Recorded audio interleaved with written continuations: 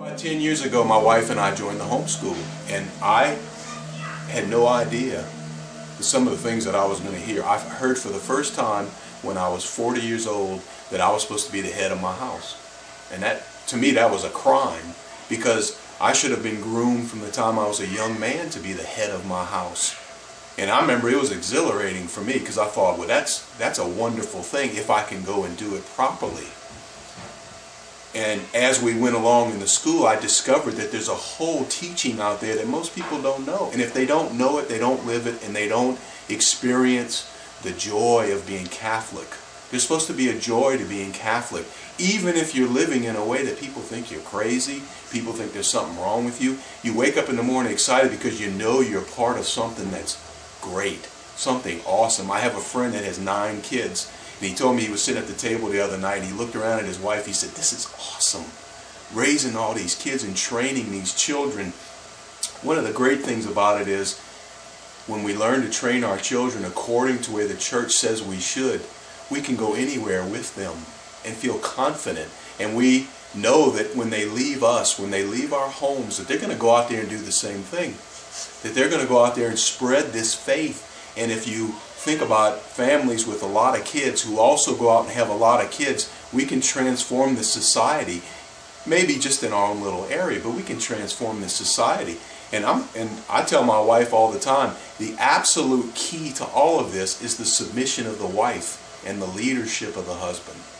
If that wife is not submissive, she can cut that man off at his knees anytime she wants. The children see that, and dad no longer has any authority in the home. That's the whole key to our society, because very few homes that you go into will that man really be leading. Will that man be where the kids know that's my daddy? He sets the rules. And so mama ends up nagging. Daddy is off in the garage working on his Harley and mama's nagging. And the kids get disgusted. Why do you think we have so few altar boys now?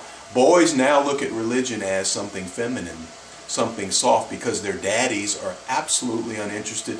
Mama drags them to Mass on Sunday, so the kids get the impression that religion is for women. So the boys have no interest. Vocations go down. We don't have any priests. And so what do?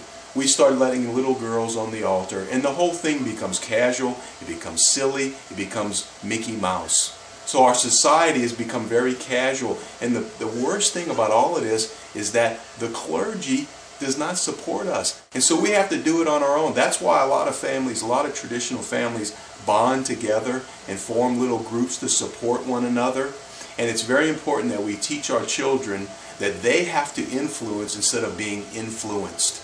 They have to be influencers instead of being influenced. That's why the dad's role is so important, because if the kids are influenced by dad and taught by dad, who was intended by God to lead, he was intended by God to be the leader. It's no different than if the quarterback was going to take the snap from center and one of the cheerleaders ran onto the field and pushed him aside and took over as quarterback. That team is not going to be successful. Now, most men today are glad to let their wives take over, and the kids suffer. The kids need daddy to lead.